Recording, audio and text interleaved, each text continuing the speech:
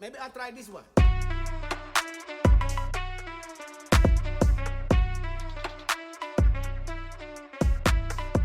Hey, y'all. Hey, and welcome to the Unangry Black Woman Podcast.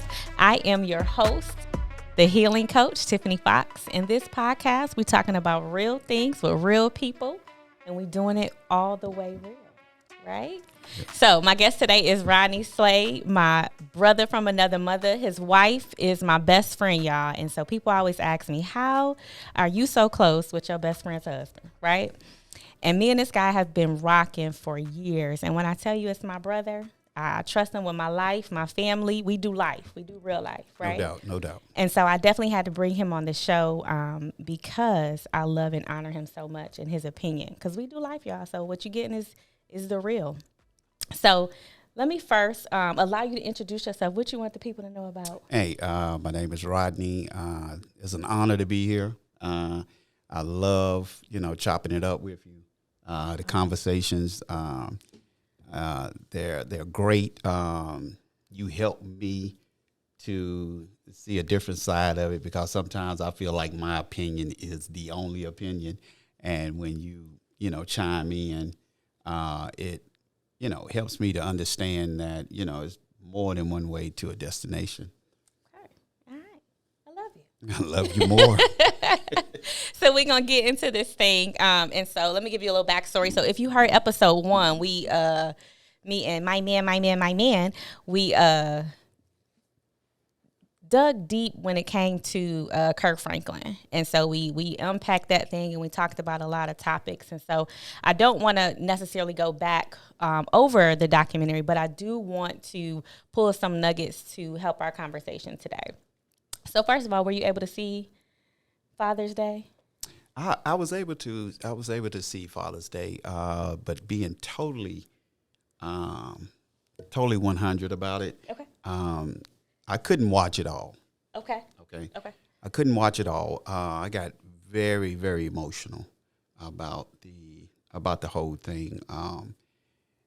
The moment that first cry that Kurt did, that really hit me. My father was in my life, the whole time. Okay, so I didn't have an absent father. He was there. Things wasn't great, but it brought back the memories of the times that wasn't great, but it also made me feel some kind of way that he didn't have his father with him. Okay. And it hurt me. His hurt caused me to hurt. Okay. Not only for him, but for the ones that I do know that their father is not in their life. They didn't have the opportunity to enjoy the good, the bad, the happy, the sad. So I just got so emotional about it that I couldn't watch the rest. Mm-hmm, mm-hmm. And so that's where one of the nuggets, I got from it was how important fathers are.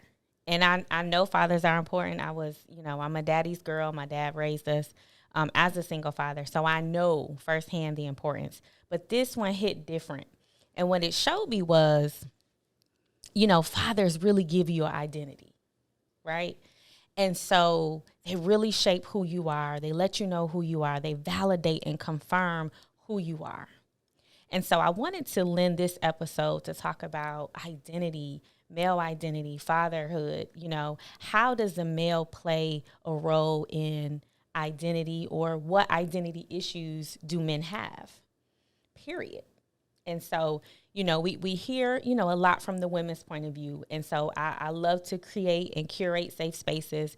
And so I want to, give the brothers a voice too, so we can actually hear when we talk about identity, what does that mean? How does fatherhood play a role in that? So what you think? If we're going to if we're going to be totally honest about the male role in the kids' lives,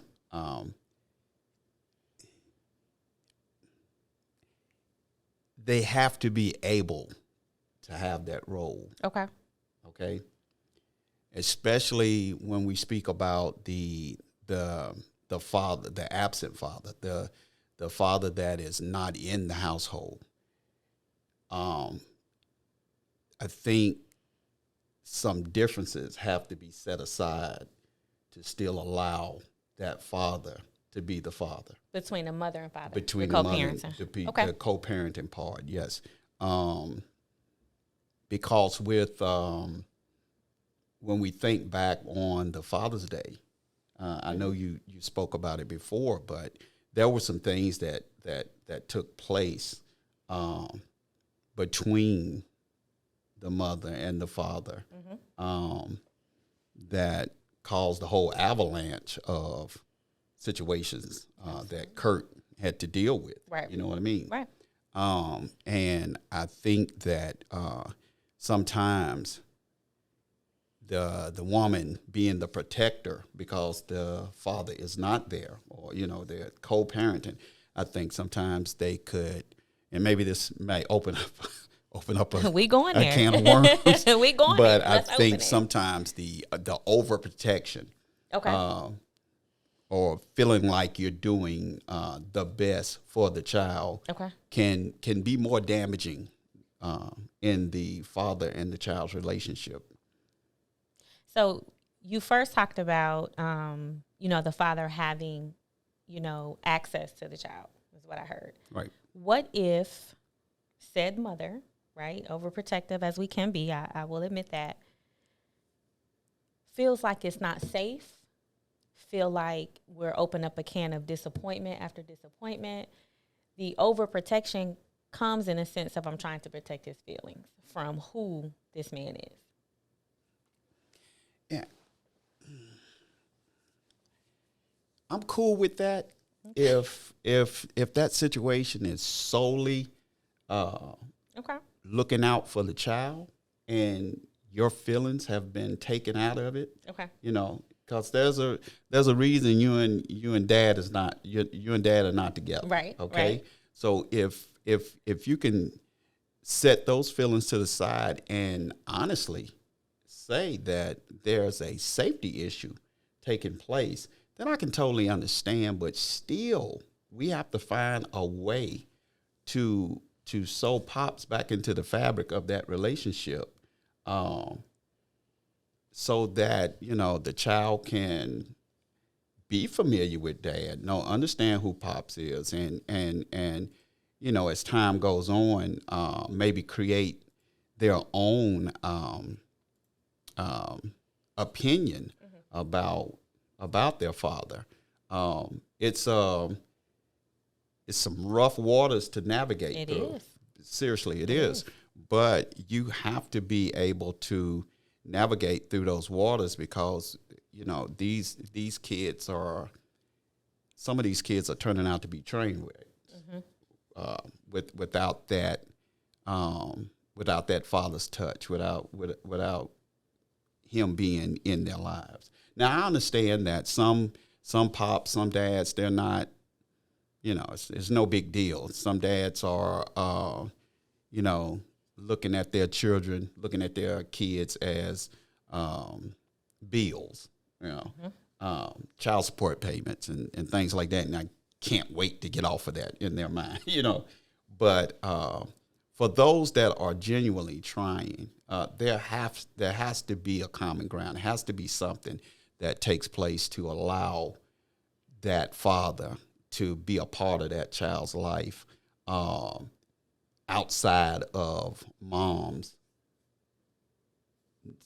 I don't want to say control, but outside of her being overbearing and dictating how it's going to take place. Do you think, and I'm specifically, this podcast is, welcoming everybody, but I want to specifically talk to our community and, the things we deal with. Do you think do we value our black men? Do we value our fathers?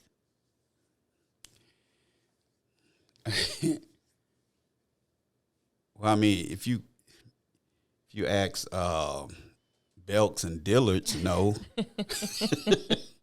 According to the neckties and the T-shirts and the underwear we get for Father's Day, uh, I don't. I think it's always been automatic for the mother, and I think it's always been an effort when it comes to the fathers. And then, I mean, and if you just want to go back to the roots of it, we've been brought up to be tough and not show our emotions. You're a man, quit crying, stop, and things like that. And so our feelings when it comes to all the mushy stuff of the fatherhood and things like that, society has painted a picture that we don't care, but that's a lie. We do. Right, absolutely. We do, absolutely. most certainly. Do you think women value you and what you bring to the fatherhood, to the child's life?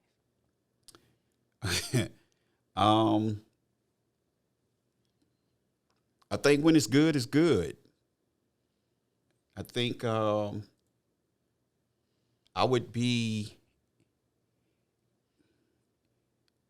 I think in a perfect scenario, we don't have perfect scenarios, but I think in a 2-parent home, I think it's a give and take. I think I don't even know if I want to say it's appreciated.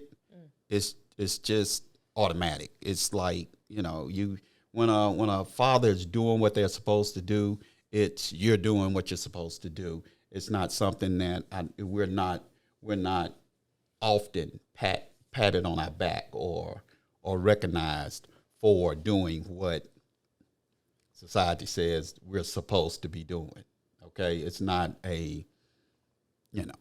it's not we're at home and all of a sudden you guys show up with some flowers and say, you know what, I'm just giving you this. Would because you like flowers, Slade? Can we give no, you? No, I'm not saying that. I think with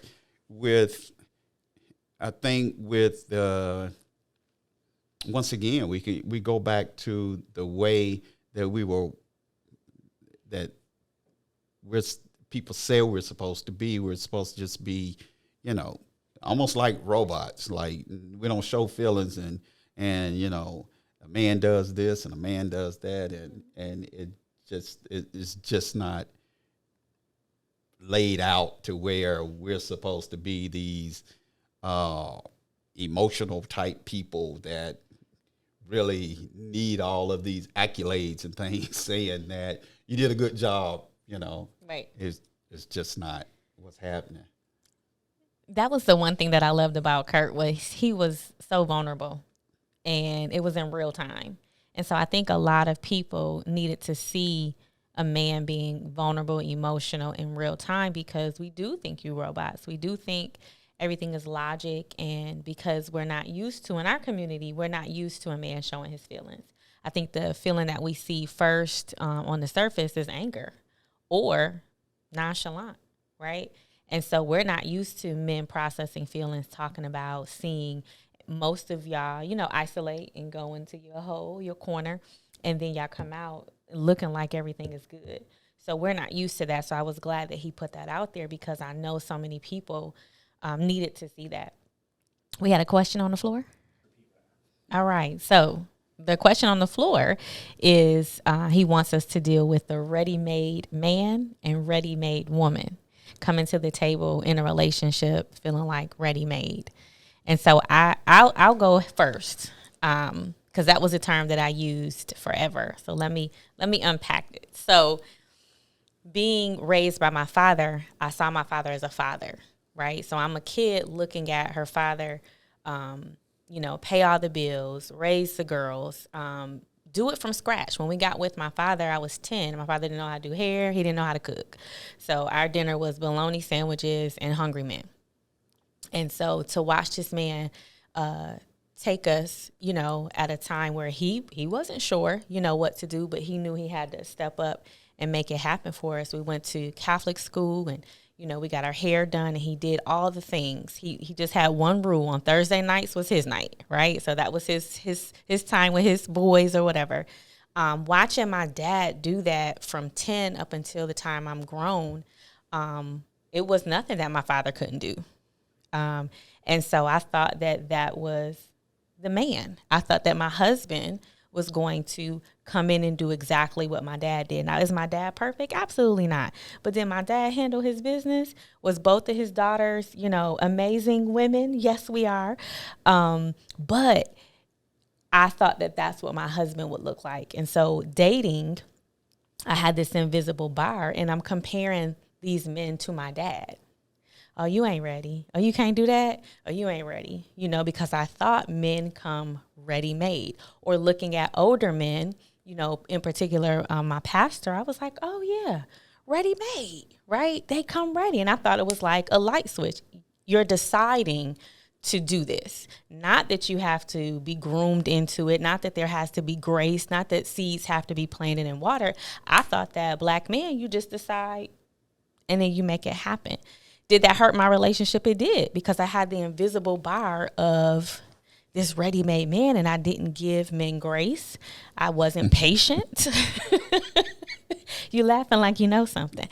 I didn't give them grace, and there was no patience, because for me, men were so logical. Oh, it's a decision. It's like picking out what shoes you want to wear today. Do you want to be a stand-up guy or don't you? And if I see any flaws, it was your choice that you were lackluster. On the other side, raising a son, on the other side, having a husband, I understand there are seeds that need to be planted. That garden needs to be watered, right? And so no one is born into the man that they're going to be. And again, if I looked at my dad from the lens of a husband or a boyfriend, I might have some different opinions. But me looking up to my dad as a father, oh, he was my hero, right? But that didn't mean he was a great husband. That didn't mean he was a great boyfriend. There were some things that he had to go through to make him who he is. So.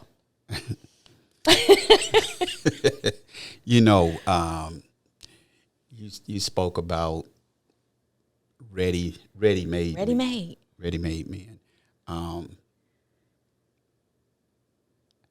I don't agree. You think men are ready-made? I think society has made us ready-made. There's a blueprint when it comes to what a man is supposed to be. Whose blueprint? Who made it? Exactly. Who? And is it correct? Who made it? But there's a certain standard that men are put up to. The man is supposed to pay these bills. The man is supposed to do this. The man is supposed to do that. There's all types of things that have been placed on the man's plate. But nobody can tell me what a woman is supposed to do, right? Like you see, you can go on any social media site, and it's going to be somebody that's speaking about what a real man should do. Or, girl, he ain't no real man because he ain't doing this and he ain't doing that. Okay? But I always poke the bear because I will comment, well, what is a real woman supposed to do?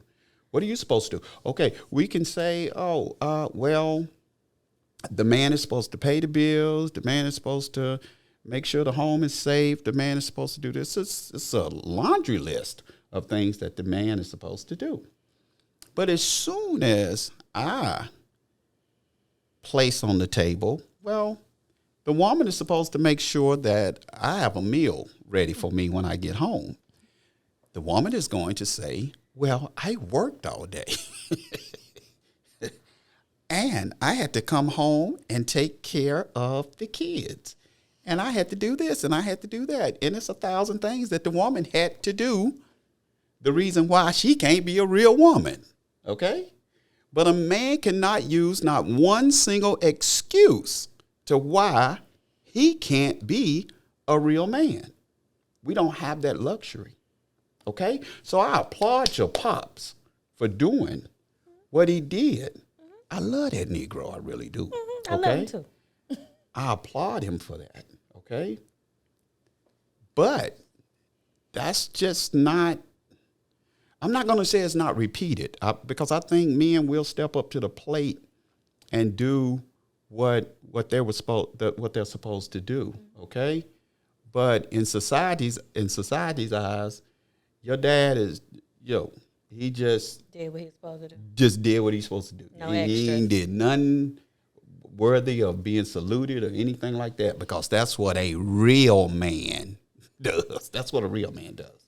So here we like to dispel myths and we like to get to the truth. So what is a real man? Forget society. Forget culture one moment. What is the... You know what? Let me ask this black woman, what is a real man? Okay?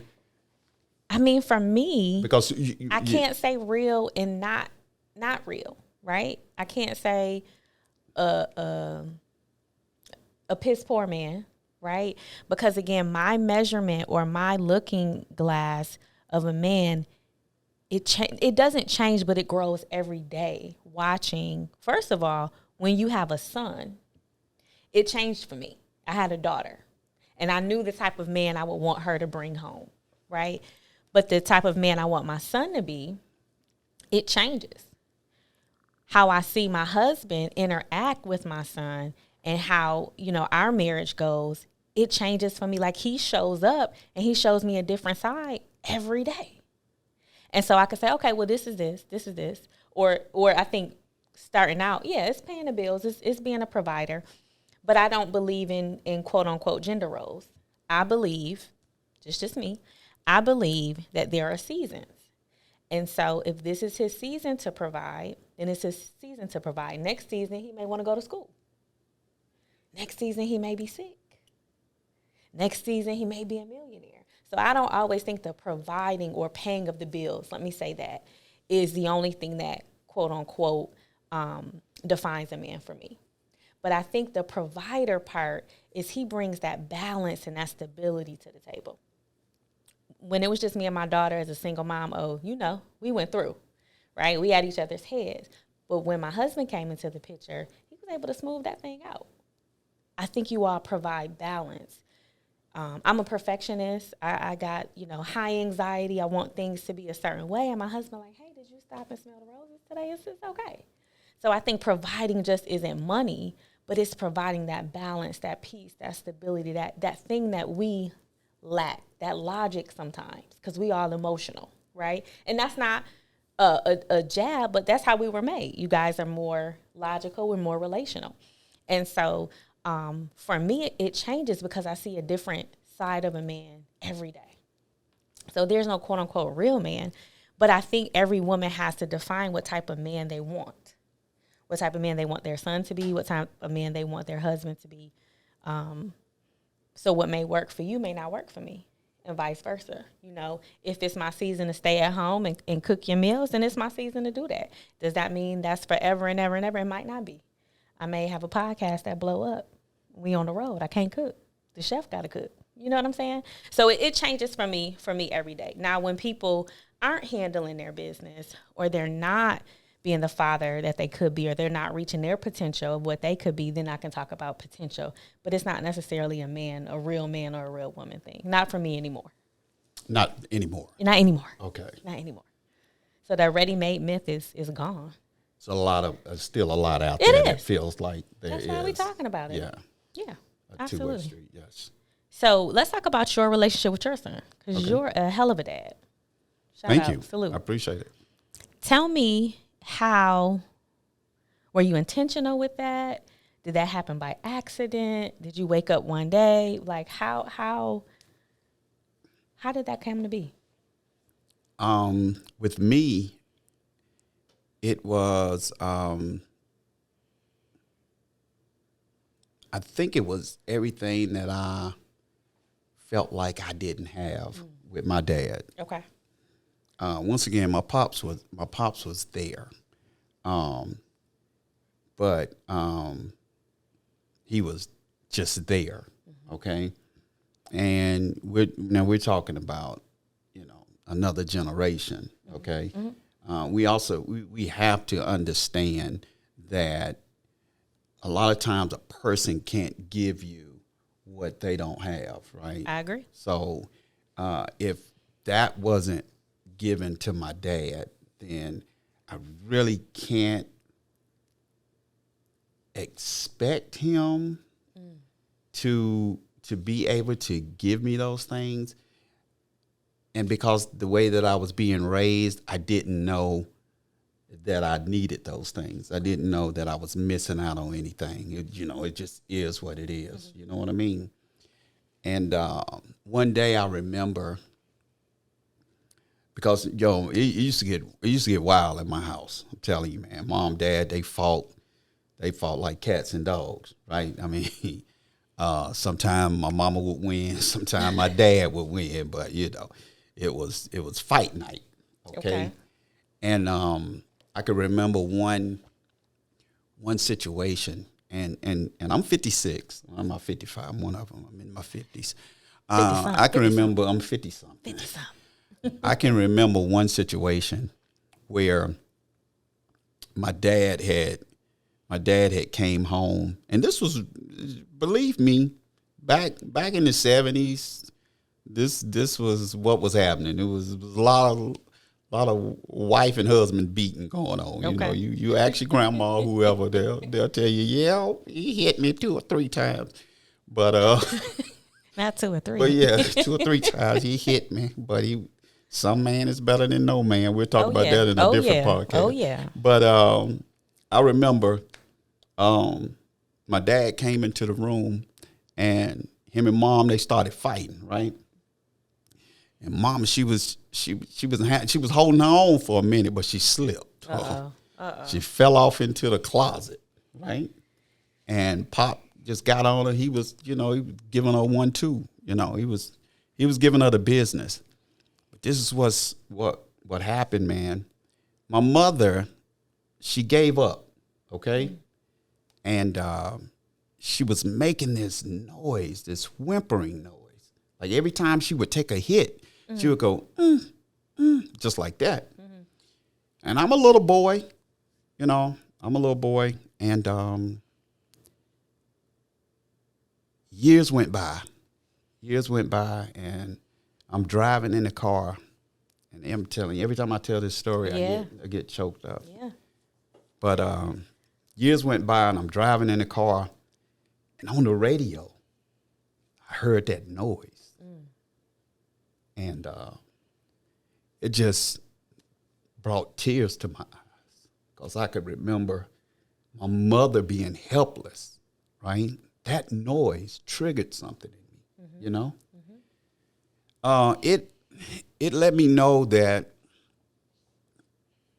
I had not forgiven my father. Okay. Right. So I went to my dad, told him I forgive him, and this, that, and the third. But I know you guys are like, well, what does that got to do with the question? Oh, no, we here. I made promises that I would never do that to my wife, right? My dad used to stay out. My dad would leave the house on Thursday when he got paid. Might not show back up until Monday. All the money gone, right?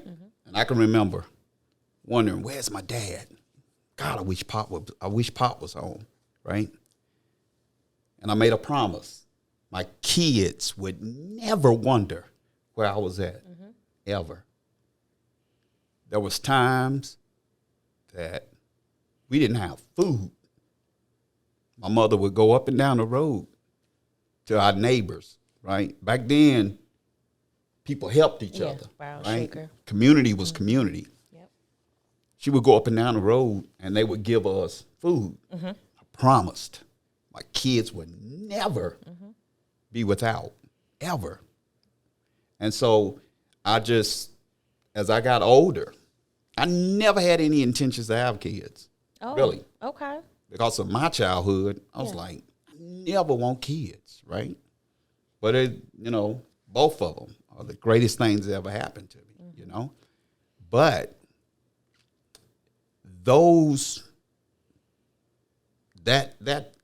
those situations molded me into being the type of father that I am to my son and to my daughter. Okay. It has a good side and a bad side. Okay. The good side is that I am a incredible provider. The bad side is sometimes my love is not seen first, right? Sometimes it's very, very rough, but everything that I say and do when it comes to my kids is out of love, okay? It's out of love, and it's out of preparing them for the things that may or may not come. I rather prepare them for the worst and it never show up than them to never be prepared for those things. So with my son, I've been very, very proactive. I've been very, very intentional with my son to try to help him be the best person that he could be. I'm not going to say the best father that he could be because he doesn't have any kids, and I don't know if he ever will, but I want him to be the best person that he can be. Yeah. The same with my daughter. It's a little different when it comes to my daughter, but with my daughter, I'm preparing her, trying to help her to be the best person that she could possibly be. I've told both of them, as well as my wife, that they saved my life. Okay, I would probably not be around or not be in as well of shape as I am right now if had not been for them. So I'm really, really hands-on. I like to call it the Mr. Miyagi effect. Okay. Okay. Mr. Miyagi. If anybody has ever seen the first Karate Kid, Wax on, wax off. that wax on, wax off thing, that's real deal right there. They don't understand sometimes the reason it has to be the way it is. But I thank God that they have seen in real time at certain spurts in life with our dealings that they've seen, oh, I understand why Pops is the way that he is. I understand why Dad did what he did. You know what I mean? So to answer your questions, I'm very, very hands-on. Okay. I don't really get, I really don't care if I upset you in my approach. I don't, because I know what I'm doing is out of love. Okay. And I know that because I can see, I've been there. Okay. And I know the pitfalls, and I know the situations that you can come across, and that's why I'm like with both of them, I'm at a sense of urgency to make sure that, they're going to be all right. Absolutely. So now you're a pop. I'm a pop. So tell me, is it different than raising your son and daughter? Are you softer? Do you not care about your approach with him? Like, tell me, because I see a different pop. Yeah, there's a different pop, no doubt. There's a different pop. Pop, lovey-dovey. Yeah, pop, like, come here, little boy. Yeah. Yes, but because it's the 2.0 version Okay. of them. The blessing is you get to do it all over again. All over again, yeah. You get to fix a wrong. Yeah. You know. Yeah.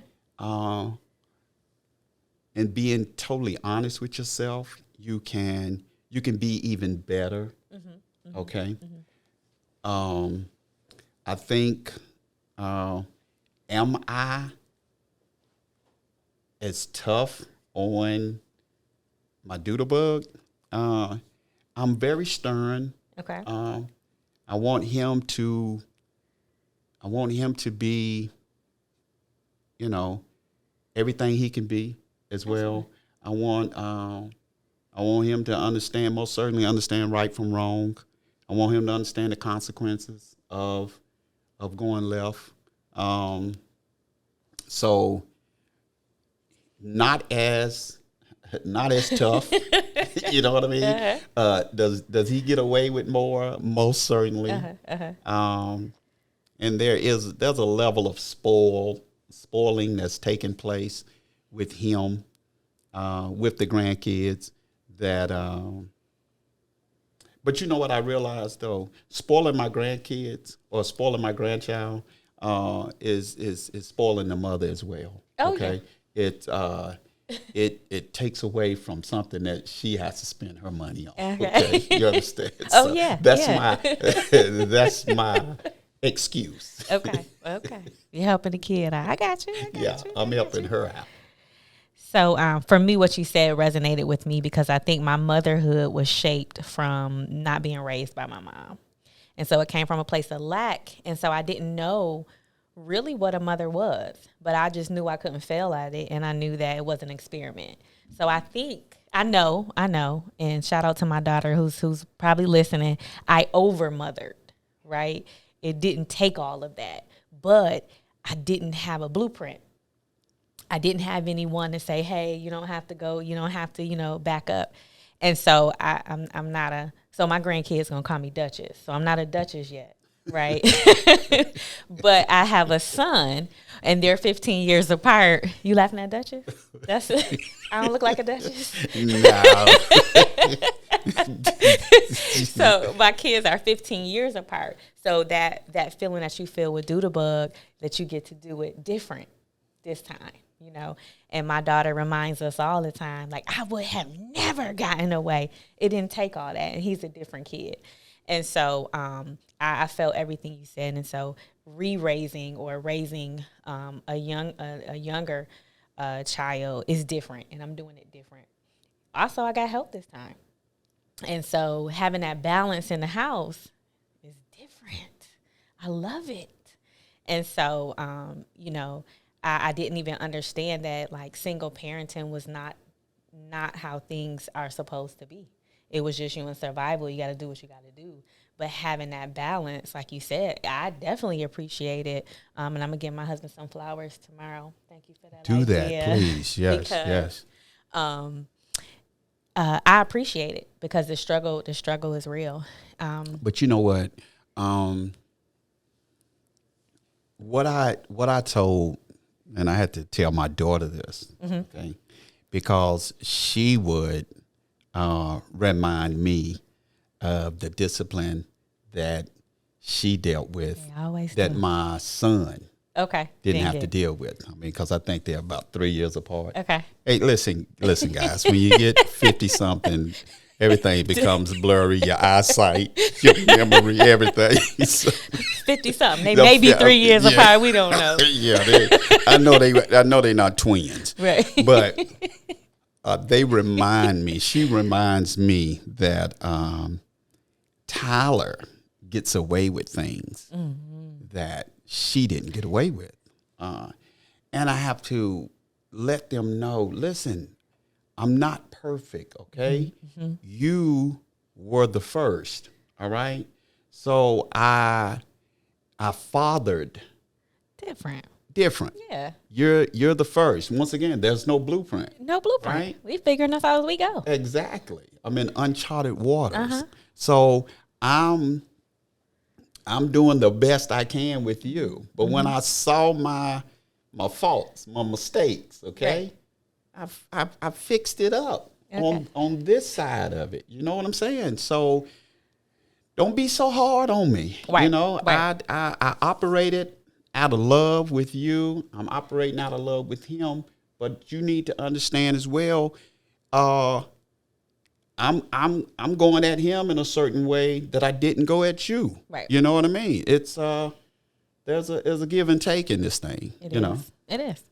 And I find myself, I try to explain to Shara where my mindset was at that time. There you go. You grew up with me. I was 18 when I had you. And so you grew up. He got a fully grown mom. I was broken and in survival mode. He got a healed and whole mom. So she's different. So I find myself apologizing, never my intentions to hurt, but I was growing and learning. I don't know if I've apologized. You didn't apologize yet? I don't. Once again, I don't think it was a.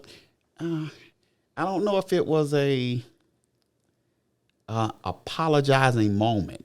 Okay. I think it's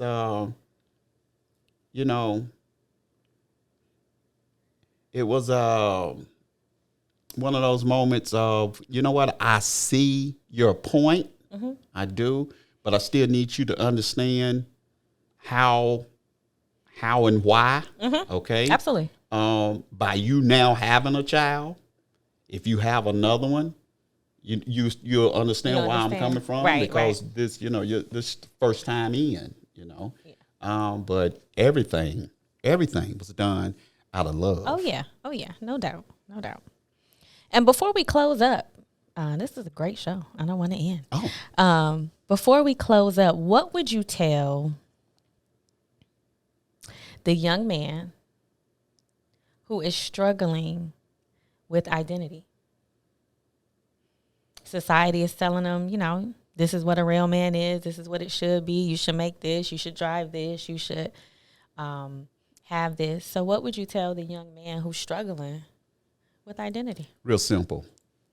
Turn off the background noise. Mm-hmm.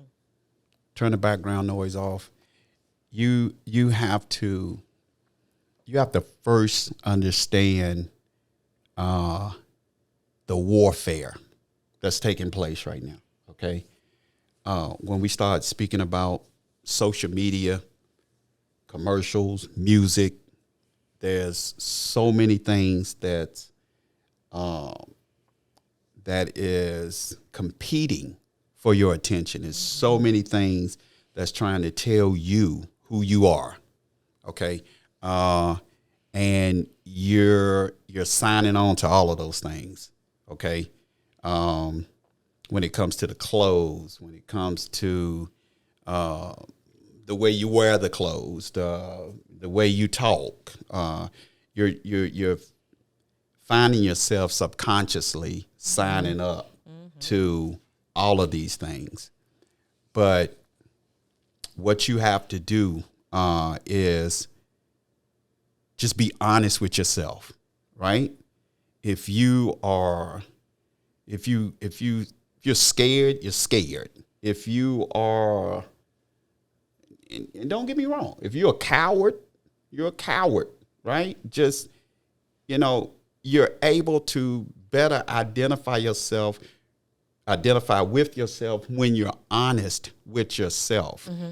You have to be, and you've heard me say this a lot of times with the youth, you have to be willing to be the person that's wearing the red outfit in the all-white party. You have to be able to be yourself unapologetically. Mm-hmm. It doesn't matter who you are. You have to get comfortable with yourself. And once you become comfortable with yourself, then, you can move forward. Things, the social media, society, and all the other things that go along with it will not be able to tell you who you are. Right. And it's so, so, so important to not allow society to tell you who you are, because society has an agenda. That's right. Society has an agenda, and that agenda is not to promote. That agenda is not to construct, but to destruct. That's right. Okay? So you have to most certainly remember that. Absolutely. Yes, we got one question from the floor before we end. Okay. Do we need to repeat the question? Okay. Oh, I'll repeat it. So when you look back over your life, from young Rodney to young man, husband, father, how did it turn out? It turned out great on paper. On paper, okay. Okay? It turned out great on paper. My kids have never wanted for anything. Okay. Okay?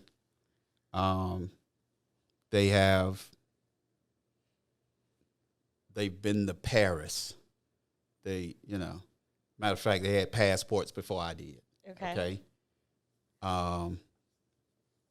They've been to Disney. They probably went to Disney 5 times before I did. Okay. Because of those promises I made, I became super focused on just those promises. Okay. I never made the promise that I was going to love them. Okay. I never made the promise that I was going to take time out with them. I never made the promise that I was going to throw balls and catch them and all kinds of stuff. I never made that promise. And because the promise that I made is, I basically said I would make sure that they would never want for anything. So I put money first. I put money first. I put what needed to be done to make the money. I put that first. And sometimes that caused me to not be able to do the fun things with them, because I want to make sure that you can do the fun things, right?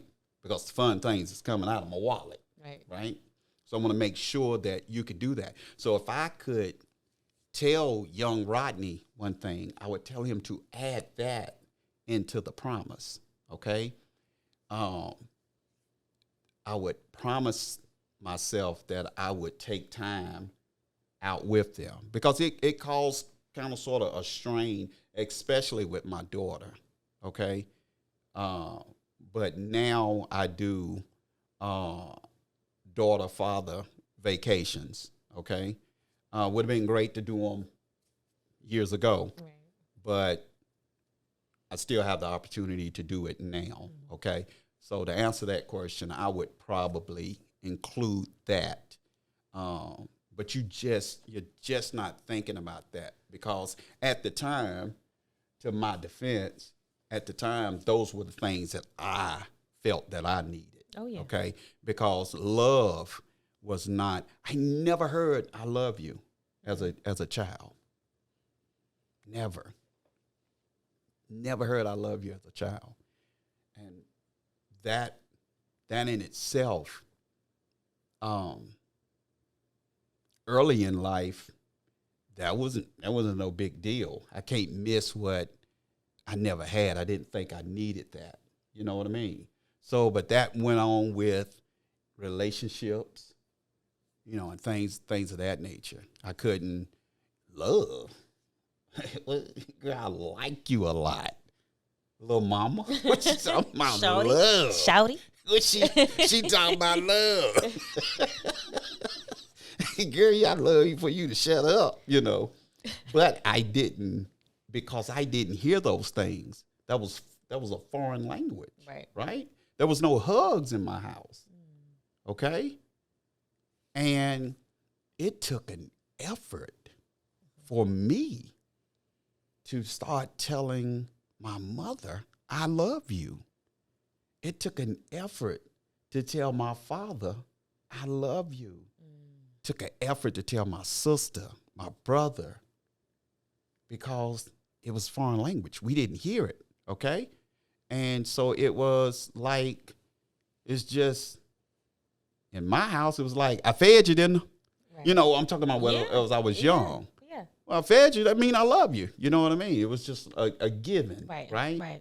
But it was needed. It was, I needed to hear it, And when I made that promise, I I didn't know to include that because at that point it wasn't high on the list.